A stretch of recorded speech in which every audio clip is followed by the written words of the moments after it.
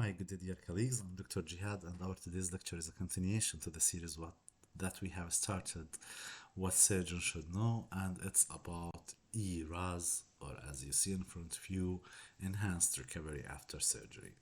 And as a brief introduction to this lecture, actually, to explain what does ERAS mean and what's the purpose behind ERAS. Actually, ERAS is a constellation, many measurements, protocols, evidence based protocols that I can apply to the patient and will reflect positively on his post surgery status, on his recovery. For example, if I have a patient who is going to have a colon surgery with anastomosis, is it mandatory to keep him fasting for 2 or 3 days after surgery, or it's not mandatory? Should I insert drains near my anastomosis site, or it's not mandatory? This question will be answered by ERAS. This is one. Second thing, the purpose behind ERAS is different by different researchers, by different doctors, and depends on what study you are reviewing. I mean, if I want to study some protocols, what is the purpose behind them? Should I study or notice the length of stay? Does these protocols reflect positively on the length of stay, or is these protocols will reflect positively on his pain management, or does these measures will reflect positively on his satisfaction? So the protocols depend on what I'm going to improve. Okay. Another thing, ERAS is not specific for colorectal surgery. We can have ERAS program for obs and gynae. We can have ERAS protocol in breast surgeries. We can have ERAS protocols in ENT. We can have ERAS protocols in neurosurgery. So ERAS protocols depends on what is the purposes I'm going to improve, what is the field I'm going to operate in. The basic definition that is found in many literatures is that it is the process of defining modifiable sources of preoperative stress. Preoperative stress, we will see what does. It's many things, and these are modifiable. I can manage them, and applying a standardized evidence-based protocols or intervention. The aim behind them to avoid complication, to facilitate the recovery, to improve the discharge or to facilitate the discharge, of course, without increasing the rate of admission, and to reduce, and this is an important thing, to reduce the hospital cost, the financial reflection on that. Okay. There are different models of how we can review ERAS or these protocols, and the most acceptable between the surgeons is to divide these protocols to three phases according to the patient care provided, and this include pre-operative, intraoperative, and post-operative phases. What I can do pre-operatively to improve the patient status post-operative and what I can do intraoperative to improve the patient status post-operative. And to make it more complex, we can divide it to five processes. These are the preoperative, perioperative, intraoperative, post-operative, and even post-discharge. Okay, you can understand that not only the surgeon is involved, but also the nursing is involved. The anesthesiologist, we said that we have intraoperative component of ERAS. The nutritionist, and those who will provide us with the data. So these are part of the ERAS group or team. Actually, ERAS at the beginning, when it started at the beginning of the last decade of the previous century, at about 1990, it was just applied to elective surgery. But with the improvement, we noticed that we can apply ERAS to emergency surgery, to inflammatory bowel surgery, patients who are going to have stoma. So it's not mandatory just for elective surgery. ERAS, as I said, the purpose behind them depend on the searcher, depends on you, what you want to improve after surgery, but it does not targeted to improve your skill, to improve the surgeon skill. To improve the surgeon skill, have different program. For example, benchmarking, quality improvement comparison, etc. These are different things. Actually, while preparing to this lecture, I had many challenges. Of them is to deliver a well-organized, information-rich lecture for you. What do I mean? I mean that in the next few minutes, you will notice that these information are basic or logic for you. For example,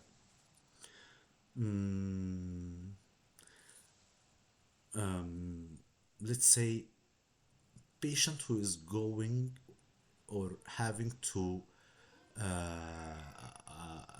planning to have a colon surgery is not mandatory to keep him fasting or MPO for 3 or 5 days after surgery. You can mandatory start regular diet. I know that this is basic for you, but that wasn't the usual or routine practice 30 years ago. So this was one of the challenges I have, that this information is for us is basic. I think because we are relatively newly graduated doctors. So to just have a rapid look to the origin of the enhanced recovery program. Okay, as we said, ERAS starts in the last decade of the previous century at about 1990. It was the work of Heinrich Kehlt, a surgeon who noticed a modifiable preoperative stress and try to fight against them by new protocols, and he noticed that the outcome is better compared to the traditional care they provide.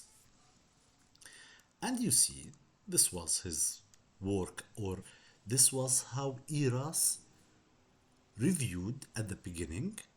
It is identification of each modifiable preoperative stress, and how we can manage it.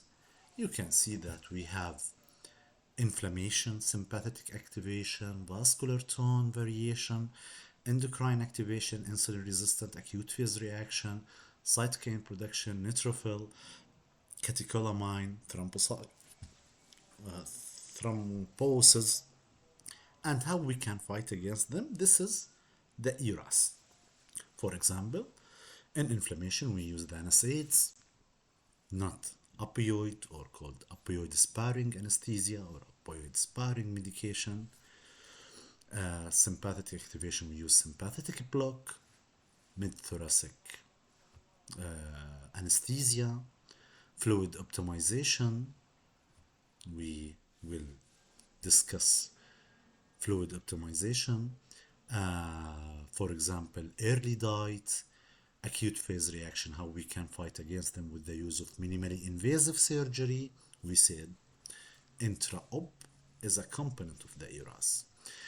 Minimal drains, infection control, surgical site infection is one component of ERAS. Multimodal pain management, DVT or VTE prophylaxis. These are components of this is how initially ERAS was studied, and this is one of the models. We will see that we have different models of how we can study ERAS enhanced models. This is one model, is to identify each stress factor and how I can fight against it. The other model is just simply, and what we use is just simply to divide the care of the patient to pre-op, intra-op, post-op, and to collect measurements or protocols to each stage. This is the second model and which we use nowadays. What I can say in the overview of ERAS, that we said that it started at the 1990. You can recognize that laparoscope starts at about 2000 to be popularized, and laparoscope actually synergize ERAS protocol, help ERAS protocol to make it more popular, because as we said, intra-op or minimally invasive protocol, minimally invasive surgery, laparoscope or robotics is part of ERAS, and surgeons start to accept ERAS when they notice that also minimally invasive surgery also improve the function of the patient. So laparoscopic surgery helps ERAS protocol to be more popularized. Okay, of course, at the beginning, initially, they study different factor, not the minimally invasive surgery. They study the fasting, the mobility of the patient, but about 5-10 years with the explosion of the laparoscope, this make ERAS more popular. And here you can see he noticed that when he apply or when they apply, the surgeon apply the enhanced recovery protocols, the function improved. I know that some of you will not understand what does traditional care mean, because as I said, we are relatively newly graduated doctor from medical school. We cannot understand how can patient be immobile in his bed after surgery for 4 or 5 days, but this was the routine practice 20 or 30 years ago. Plus, what also make ERAS more popular is, if you remember, about 20 years ago at 2080, the worldwide crisis, the financial crisis, and this led to governmental participation in these and not only government and also organization and insurance company to participate in ERAS protocol, because the ultimately finally the cost of treating the patient, the length of stay, will be decreased. So this make ERAS more popular. Okay, this is how laparoscopy and ERAS, actually between them is just maybe 5 to 10 years. It started first in Europe, then to the West, to America. Okay, okay. Why in colorectal surgery? And actually, who use among surgeons first ERAS protocol and adopted was the colorectal surgeon. And this is logic actually, because in colorectal surgery we have long post-operative hospital stay. We have we are dealing with colon, so we have surgical site infection high. We are dealing with GI system, so we have post-op nausea and vomiting high. We are dealing with bowel, so we have ileus is common. So this why the colorectal surgeon first use the, or was have the willing to use the ERAS protocol. Okay, the enhanced recovery models, as I explained, we can review the protocols or the measurements that we want to apply by different way. One of the way is this way, is to study each stress and how I can treat it. Another simple way is to divide it either by time or location. The upper row is the time, pre-op, intra-op, post-op. The inferior row is by location. It's similar, but pre-op, peri-op, intra-op, post-op, and post-discharge. And gathering the protocols and fitting it to each stage or to each part. Okay. And here is an example that we will discuss in the next few minutes. Each an example of protocols that I can apply to each stage. And you can notice that some protocols can be applied to different location. For example, the anesthesia management. One important thing, and we already mentioned it, that we have different actually members that participate, called the ERAS group.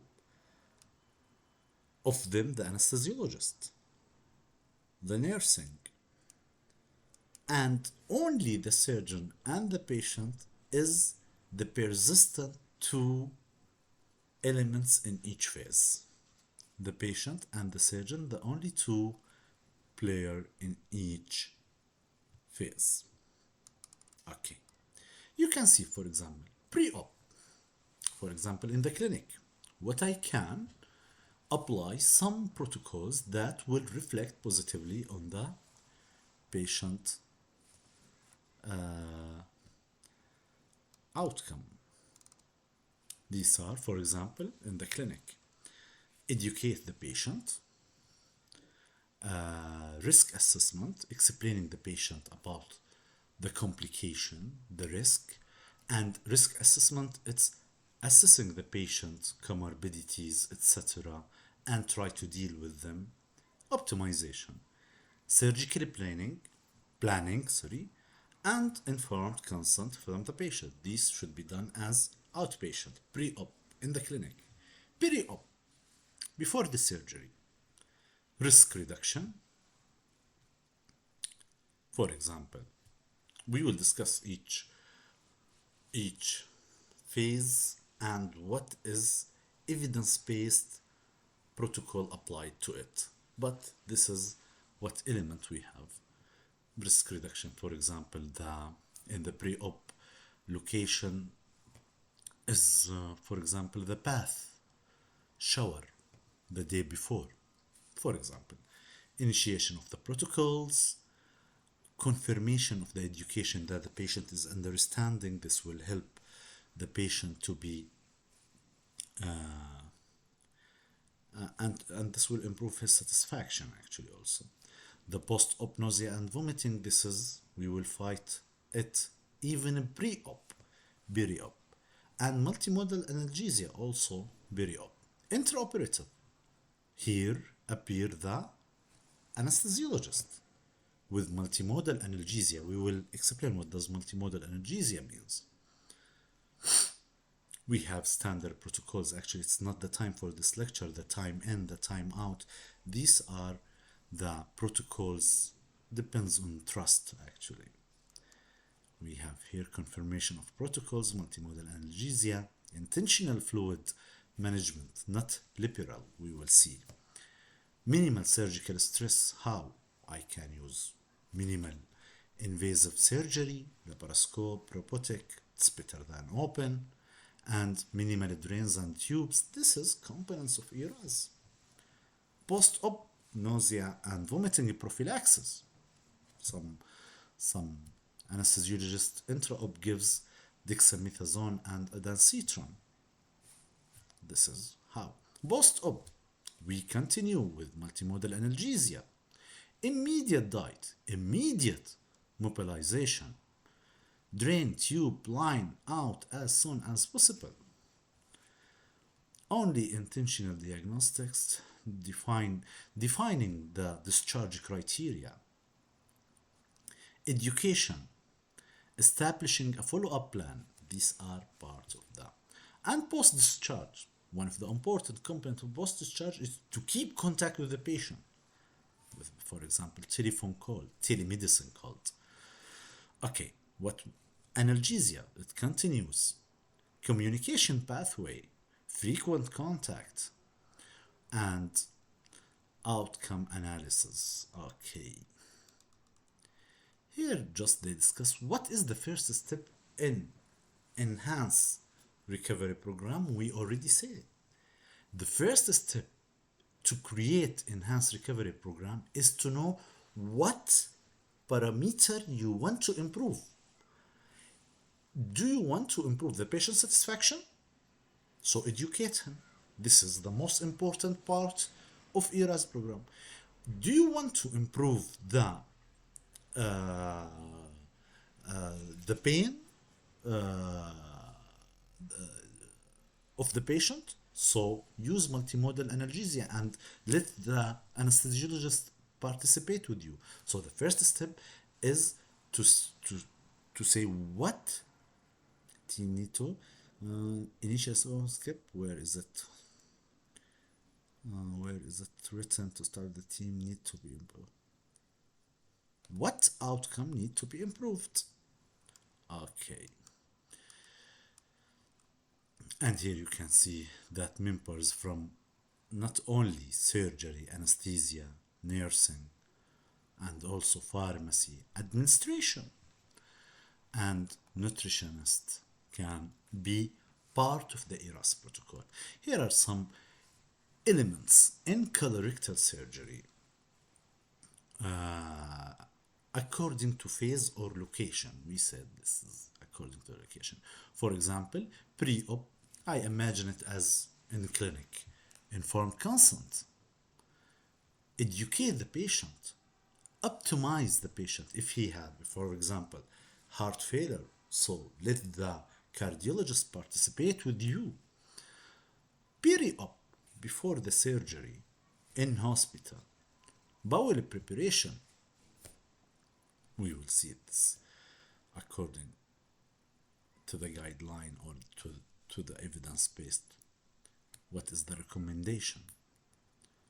Is it recommended or not? We will discuss it later. This just led me to explain for you that ERAS is a different lecture from pre and post-op preparation for surgery in colorectal for surgery. We have a lecture for pre and post-op preparation. This is different and they interfere together actually. Carbohydrate load. This will help us in fighting against insulin resistance and infection. Post-op nausea and vomiting, prophylaxis, multimodal, we already discussed these parts. From now till the end of our lecture, we will discuss these components briefly, but I want to let you see the grade system or the grade of recommendations.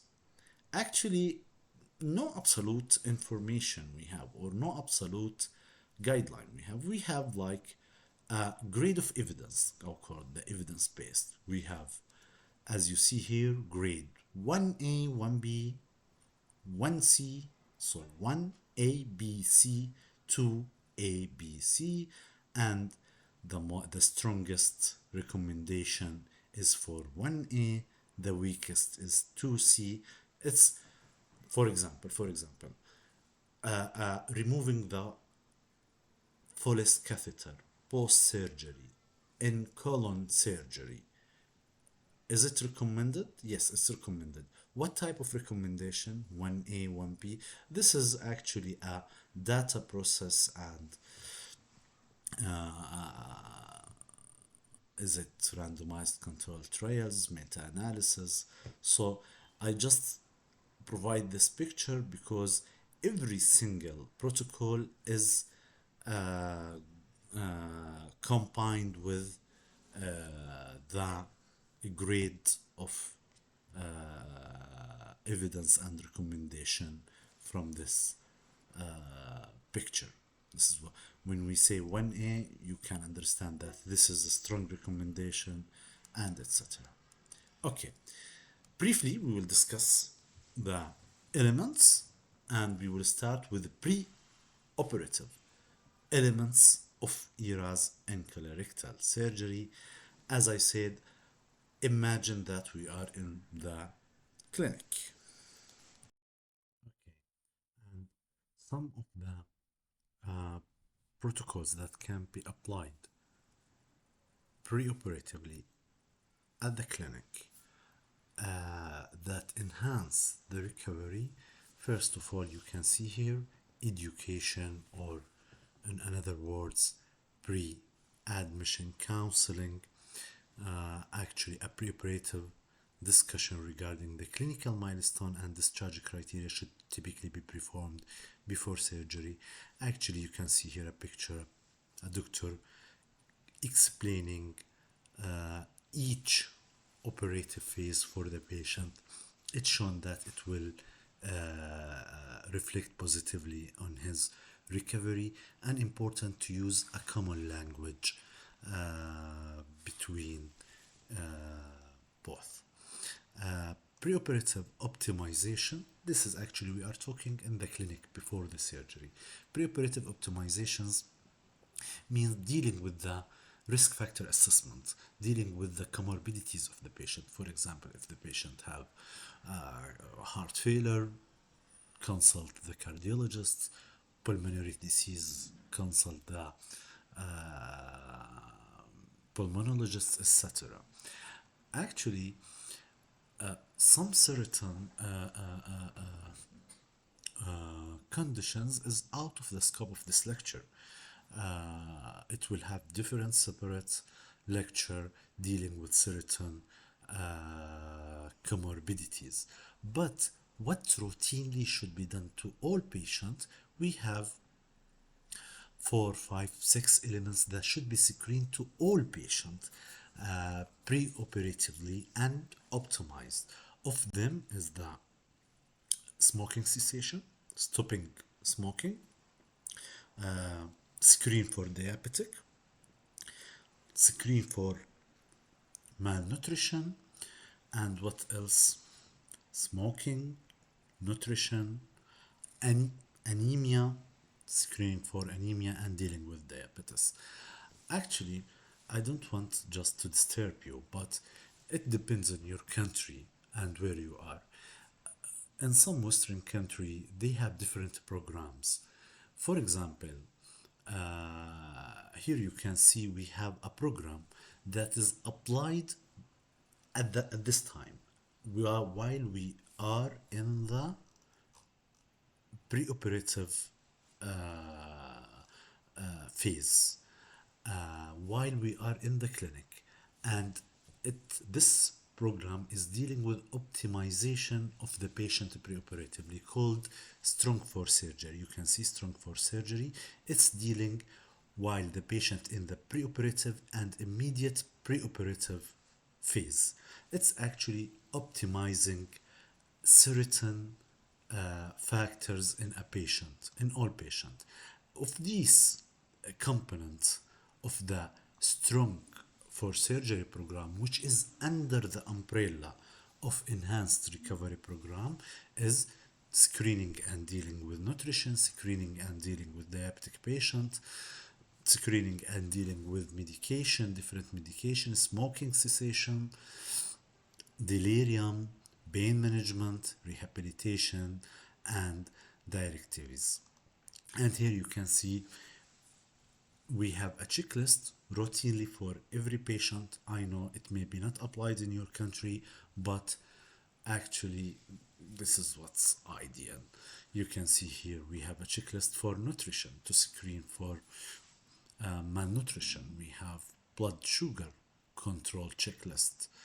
I don't want to get in the details here. Also, the pain control, the smoking, these are applied to all patients. Delirium screening, rehabilitation, etc. Okay, one of the main components that should be screened is the smoking cessation. We know, especially in colorectal surgery, smoking can affect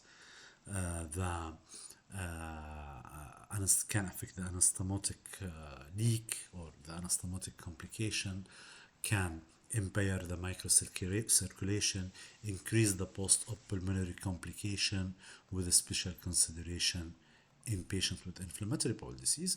We usually advise patients to stop smoking 2 to 3 weeks before surgery. If you want to get the detailed history for smoking, here we have a checklist. You can see it. The lecture is available.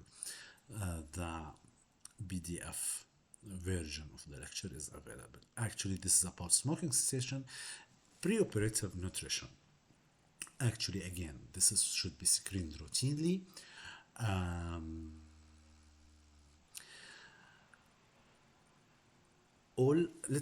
Let's see what's written here. Oral nutrition supplement is recommended in malnourished patient before elective colorectal surgery. Again, surgical nutrition has a separate lecture. But what is the headline here? That any malnourished patient should have oral nutrition. Okay, the question, what kind of nutrition should I give? Is it the standard high protein diet, or should I add some immunomodulating nutrition such as arginine, fish oil, etc., glutamine? Actually, the study is controversial. What type? But what we should know, that oral nutritional supplement for all patients who have malnutrition. Okay, and a question appear here. Who is malnourished? First of all, what should be done routinely is the albumin level. Why? You will know now. We have what's called PONS score. PONS score is albumin level plus 3 questions. Question 1, as you see here, is the body mass index less than 18.5? And if the patient is older than 65, is the body mass index less than 20? The second question, does the patient have a weight loss more than 10% in the past 6 months?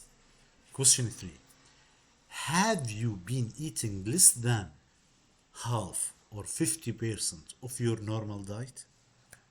Okay, we have 3 questions plus the albumin level.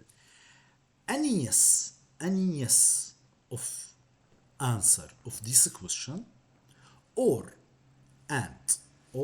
and albumin less than 3, this means that the patient is malnourished and need pre-op nutrition, and you can refer him to the dietitian. Okay, preoperative anemia. Again, all patients should be screened for anemia, but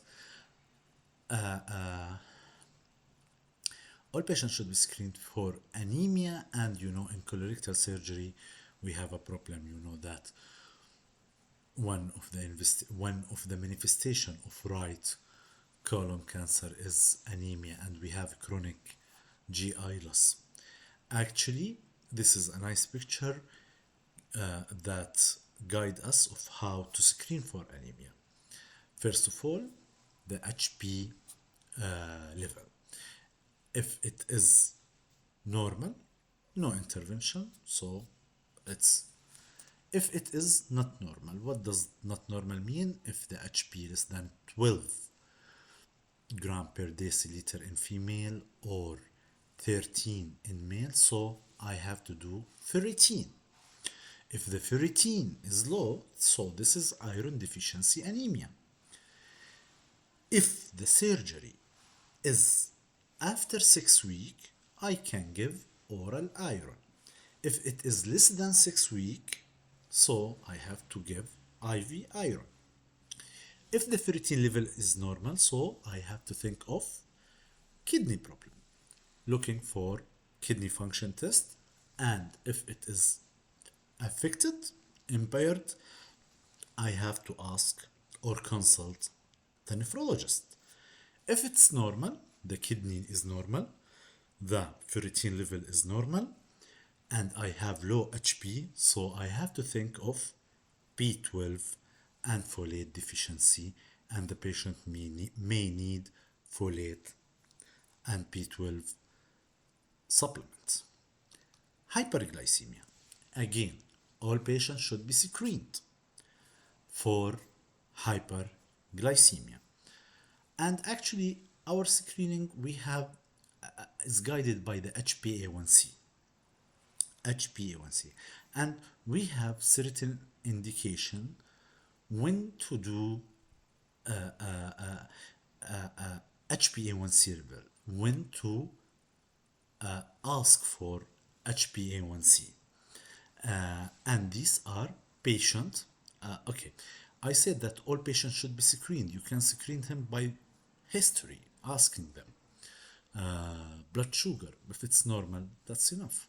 But if I have a patient over when I have to order HbA1c, if I have a patient older than 45 years old, if patient have a history of DM, type 1, type 2, gestational, if the patient have PCOS, polyovarian syndrome, if the patient have high fasting blood glucose, so I have to order HbA1c. Or if the patient have body mass index more than 25 plus, patient inactive lifestyle, hypertension, hyperlipidemia, first degree relative diabetics, I have to order HbA1c. Okay, we have the result of HbA1c pre-op. What should we do? Normal, okay, it's fine. Proceed for surgery. Normal less than 5.7. Pre-diabetic means between 5.7 to 6.4. So pre-diabetics we recommend diabetic diet before surgery, but we will check the blood sugar intraoperatively, pre-op and post-op. Okay. And if the patient is diabetic, depends. If the surgery can be delayed, so endocrine consultation. But you have to remember that normalization of the HbA1c may take 2 to 3 months. If the surgery cannot be delayed, so my target, I can proceed for surgery with HbA1c high, but my target is to keep the patient with blood sugar less than 150 around surgery. And I may need help of endocrinologists. So I will proceed for surgery, but I have to fight more stronger with blood sugar according to the trust protocols. You see here that management of insulin, the goal to have blood sugar less than 150. And I have to check the blood sugar level at each phase of my of patient care, pre-op holding area, intraoperatively, after op, post-op, I have to check. Regarding the fasting, and fasting in colorectal surgery can be pre-op and post-op. We usually, from our traditional surgical practice, used to keep the patient MPO 6 hours before, 6-8 hours before surgery. But our new guidelines, our enhanced recovery program suggests that clear liquid can be continued up to 2 hours before general surgery. Clear fluid. And some literature says that solid fluid should be stopped 6 hours before surgery. Not only that, but also carbohydrate loading drink is encouraged, advised for patient before surgery in patient who doesn't have diabetes. This is because the carbohydrate drink, this is an example of carbohydrate drink, actually can increase the blood sugar level, and in some patients who are diabetics, they have gastropathy and delayed gastric emptying, so we cannot offer them carbohydrate drink. This is the carbohydrate drink. It's encouraged. From our practice, we used to give them about at 4 o'clock a.m. at the day of surgery. It's proven that the patient will have better insulin profile, and as you see here, decreased post-operative insulin resistance and complication.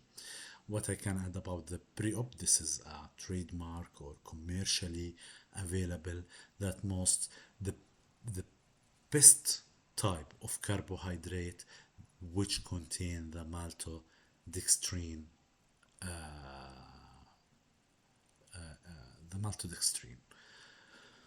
Okay, what we can else? Bowel preparation. Okay, again we are talking in the pre-op phase, and bowel preparation as a headline.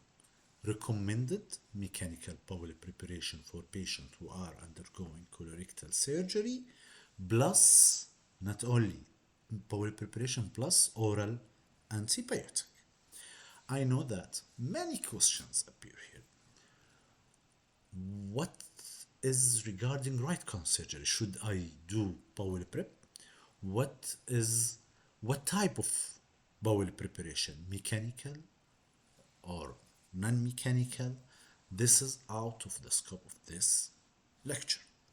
What I can deliver to you, that mechanical bowel preparation plus oral antibiotic is recommended. Okay, I know that in some literature says that right colon surgery not mandatory, bowel prep. We will discuss this in detail in another lecture. Okay, what we can else? Okay.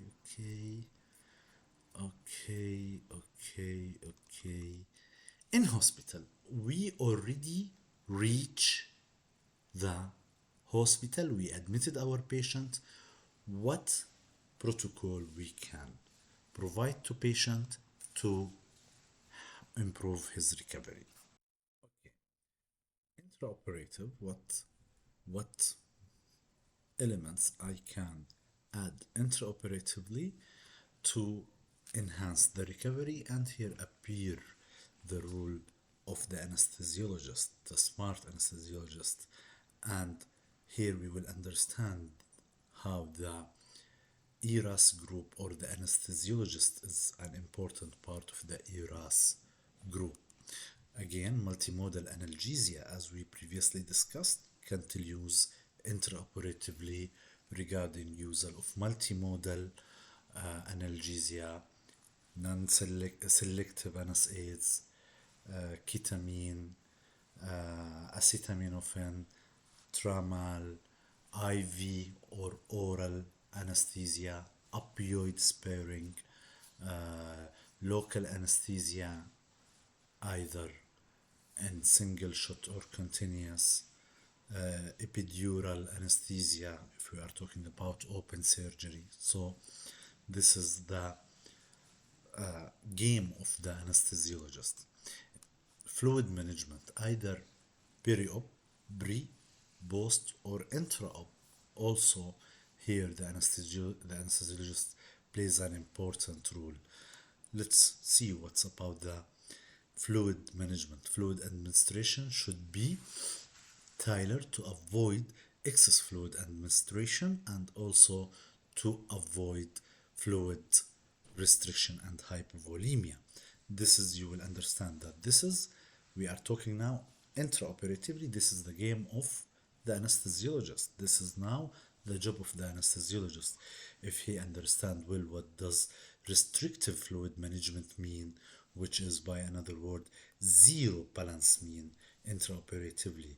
This means at the end of surgery the patient is not taking more positively more than 1 liter of fluid. Additionally, 1 liter of fluid at the end of the surgery, not total 1 liter fluid. I mean, regardless of the maintenance of fluid, regardless of the loss, the patient should not take more than 1 liter of the usual fluid he needed. Okay, which is called zero balanced fluid management. Okay, zero balanced fluid management, you can assess it by the weight. The weight shouldn't be increased more than 2.5 kilogram per day post-operatively. So this is what does restrictive fluid management or intentional fluid management. Avoid overload, or balanced fluid management, zero balanced fluid management. Okay. Pre and post op, we have to use, if we are going to use fluid for maintenance for certain purposes, please use chloride restricted crystalloid, for example, not normal saline but half saline, or Hartmann solution for maintenance, because actually the chloride rich crystalloid can cause hyperchloremic metabolic acidosis. Actually, colloid is not routinely not benefit. Okay. Intraoperative hypotension should be avoided, and hypotension here we mean mean arterial pressure less than 65, even for short time. And here what I want to add, that the blood pressure should be individualized. What does individualized? Not standardized. Individualized means be around 10% of the resting pressure of the patient himself, not a one absolute number. Here you can see it. fluid status optimized, and then had a blood pressure here, the systolic blood pressure within 10% of the resting blood pressure. Okay, we said we should use chloride restricted fluid. In high risk patient,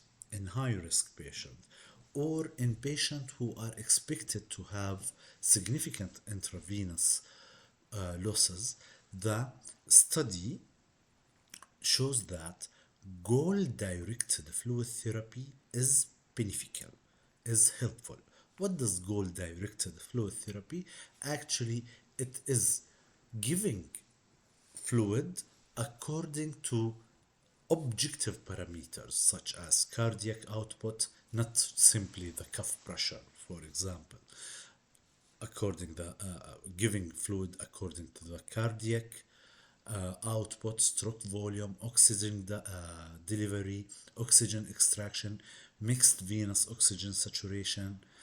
This needs arterial lines, pulmonary capillary wedge pressure. So invasive technique to measure the blood pressure in high risk patient is recommended. And this what does goal directed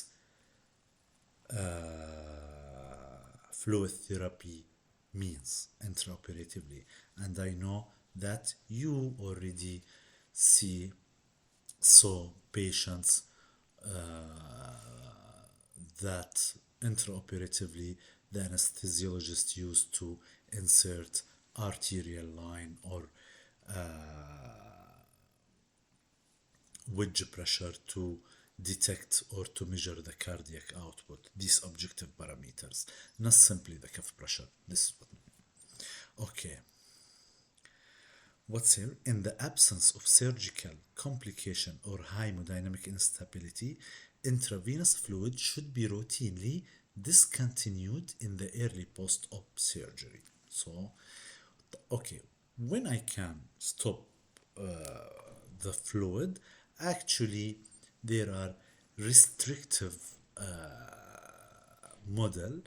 I know that you know that minimal urine output is up to 0.5 milliliter per kg per hour. If we achieve that and the patient is tolerating the oral fluid, so we can discontinue the fluid. But the more restrictive or the more aggressive is that it's enough to achieve 0.2 to 0.5 milliliter per kg per hour in a patient preoperatively to discontinue the IV fluid. But the patient should tolerate the clear fluid orally. Okay, here are just common recommendation about the fluid management. Liberal fluid encouraged during pre-op and until 2 hours before induction of general anesthesia. We said, please drink water.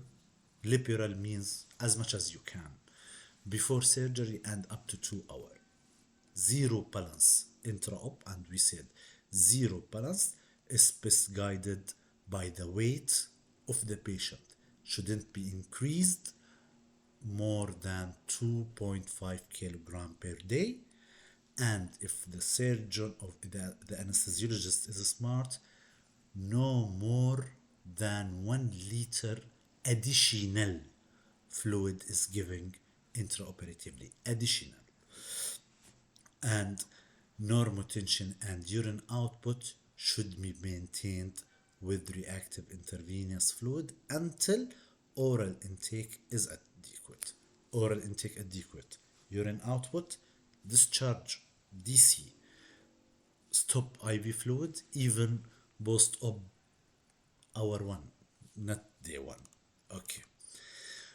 Of the important components of the ERAS protocol is the minimally invasive surgical approach.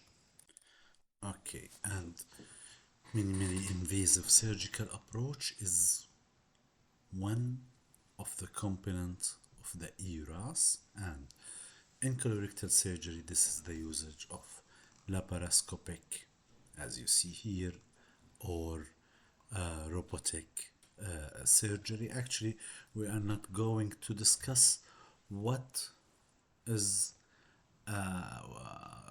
enhanced because this is a different item. If we want to compare the laparoscopic to open or the robotic to open, so we will not finish today, but we advise laparoscopic or robotic surgery over traditional surgery. Just here you can see if just a rapid comparison between the laparoscopic and the robotic surgery here, I think lower conversion rate with robotic approach when we compare it to laparoscopic. However, operative time and cost is higher with robotic surgery when we compare it to laparoscopic surgery. But generally, we advise both. As I said, we will not discuss the parameters. That is, what is the difference between laparoscopic and open surgery? What's improved? So this is different item. Will be discussed in a different lecture. Okay, the minimal use of drains, tubes, and lines. And you can see here the routine use of NG tube, nasogastric tube, or intra-abdominal drain for colorectal surgery should be avoided. Nasogastric tube indicated only in obstruction, and intra-abdominal drain not indicated routinely. Of course, it depends on the surgeon, but routinely it's not recommended and doesn't depend on location. Even in low rectal or pelvic surgery, it's not recommended. Also, what's not recommended, we said intra-abdominal drain, minimize them, NG, and also central venous accesses. Routinely, they are not recommended. The NG tube is associated with delay the tolerance of oral intake and also pharyngitis, pharyngolaryngitis. Okay, no benefit of drains, and just for the location of the anastomosis, it's not indicated, as we said, even in pelvic anastomosis. Okay, post-operative component of enhanced recovery. And if we are talking about the mobilization of the patient, so early and progressive patient mobilization is associated with shorter length of stay, and we encourage, actually there are different definition for what does early mobilization means. Some says any kind of mobility within 24 hours, and some literature says it is 8 hours of activity per day by the second post-operative day. So the definition of early mobilization is variable, but early mobilization is encouraged. And actually, what type of mobilization? There are different types of mobilization. For example, we have the facilitated supervised mobilization or the conventional care. I will help the patient to move. I will give him walking aids, whatever, or he will move alone. And actually, there are no differences, and there are no benefit of facilitated supervised mobilization over the conventional care. So the patient is encouraged to walk alone. Okay, what else we can add here? Here you can see it's estimated that muscle mass decreases by about 2% for every day the patient is at bed rest. Also, immobility can induce the muscle loss, weakness, atelesis, resistance, thromboembolism, and etc.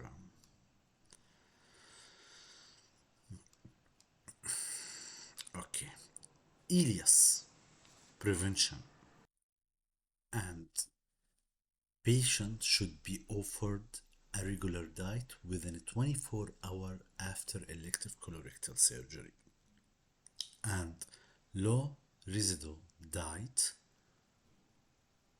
low practical diet is better than clear liquid diet to promote early return of bowel function and early discharge with fewer complication. No benefit of late commencement of the diet. As soon as tolerated, the patient can start regular diet. Even low residue diet is better than clear liquid, and no association between anastomotic leak or wound infection or pneumonia with if we compare late commencement to early feeding. Early means within the first 24 hours. Sham feeding also. Sham feeding, it's like chewing gum. Actually, for example, you can see a chewing gum for more than 10 minutes, 3 to 4 times daily after colorectal surgery is safe, not only safe but also result in a small improvement in the GI recovery and may be associated with reduction in the length of stay. Strong recommendation. Not only chewing gum but also coffee. This is actually because of it increased the saliva protection and the vagal stimulation, the three phases of digestion. So this is vagal stimulation and is associated with better recovery.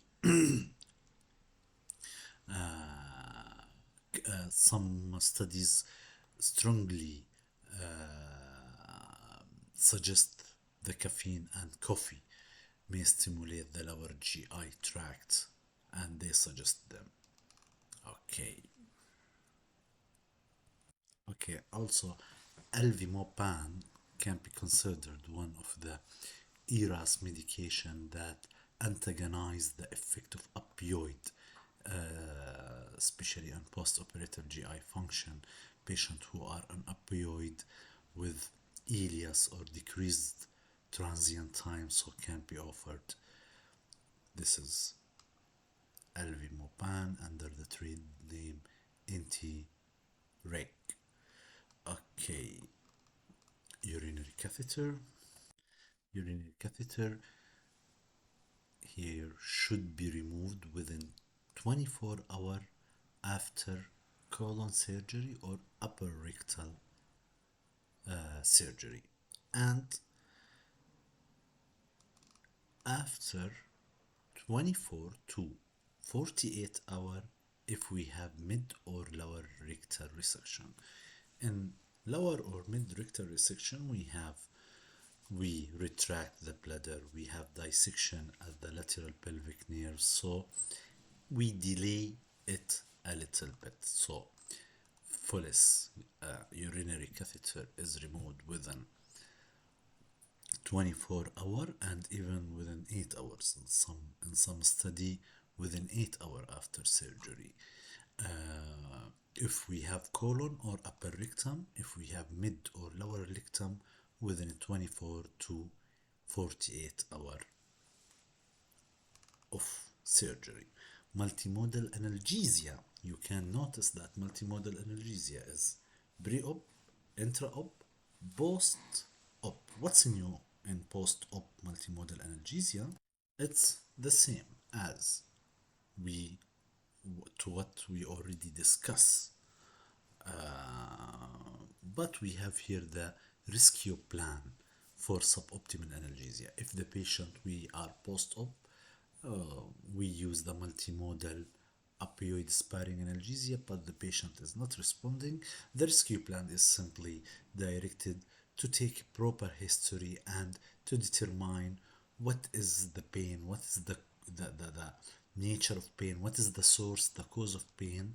It's simple. You can see rescue plan for suboptimal analgesia, and this is part of the ERAS protocol. First of all, perform focused history and exam. Second, assess the severity of pain. Okay, and step 3, determine pain type. Is the pain is neuropathic, inflammatory, visceral, somatic in nature? And administer rescue treatment. Rescue treatment means to confirm use of all. You have to confirm that the patient is using all non-opioid options from treatment algorithm that we already discussed, and one of them is tramadol. And if no response, we can add opioid per os if tolerated, or IV if needed.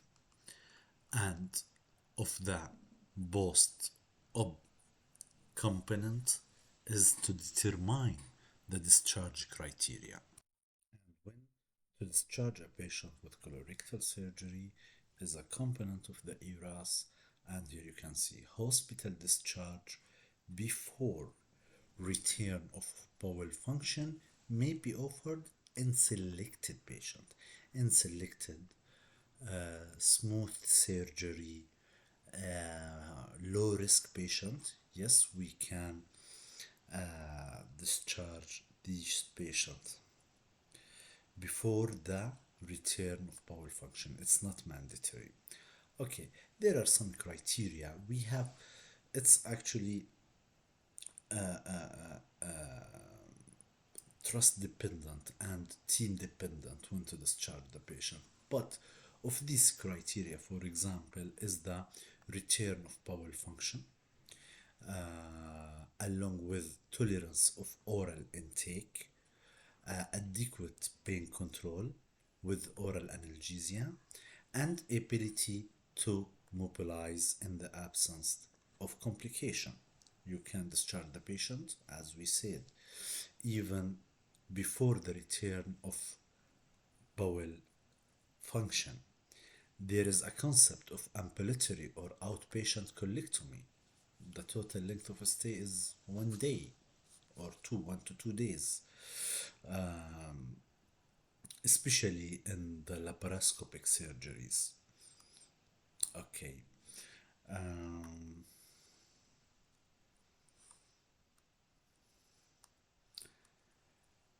Of course, these patients who have severe post-operative nausea and vomiting is not capable for discharge, and also different reason that why I couldn't discharge the patient. What I can add else to you,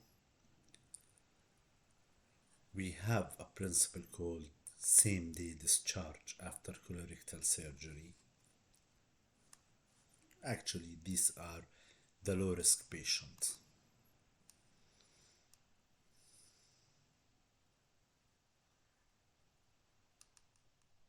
Okay. We said in the beginning of our lecture that ERAS in general is tailored,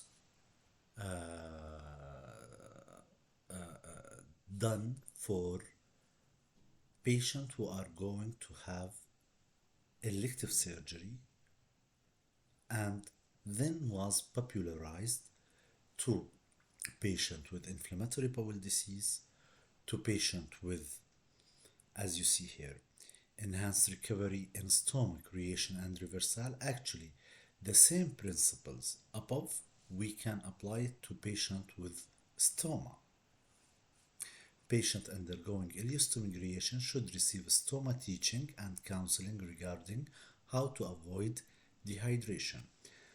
I have a lecture about stoma on the YouTube. You can see it, and it is extremely important. The education, pre stoma and post stoma creation to the creation, pre-op and post-op to patient, to educate the patient. And education have many forms. It can be bilateral, verbally, videos, written. So education is extremely important to avoid dehydration in patient with stoma creation. ERAS in emergency surgery also, we can apply the principles already we discussed in patient with emergency surgery and trauma, of course with certain exceptions. Enhanced recovery in elderly, no problem, you can apply the enhanced recovery protocols even to elderly. Enhanced recovery and inflammatory bowel disease, also you can apply these to inflammatory bowel disease. Here about the economic impact and value of enhanced recovery.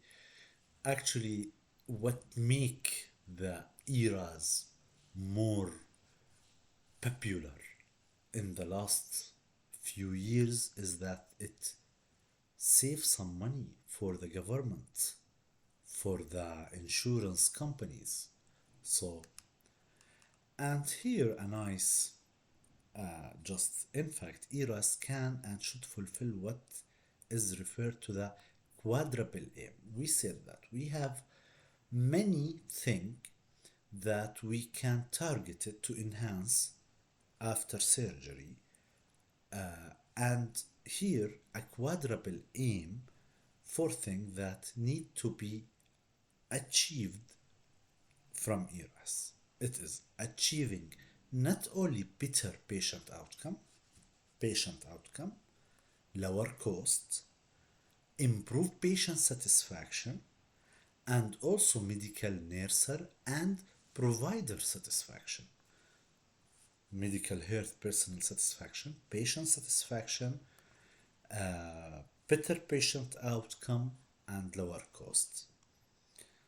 Okay, and actually, finally, they talk about the telemedicine and how it's important to contact with the patient after discharge and to create a phone call with the patient. This is part of the ERAS component. And here a picture of how we can contact with the patient after surgery. Actually, at the beginning of my lecture, you can remember that I said that many information looks for you extremely traditional, extremely basic. This is because, again, in my point of view, that we are newly graduated doctor. We cannot imagine the traditional care that was provided 20 or 30 years ago. We know it's basic for us to DC the fullest on day 1 or 2, but that wasn't the routine practice for us.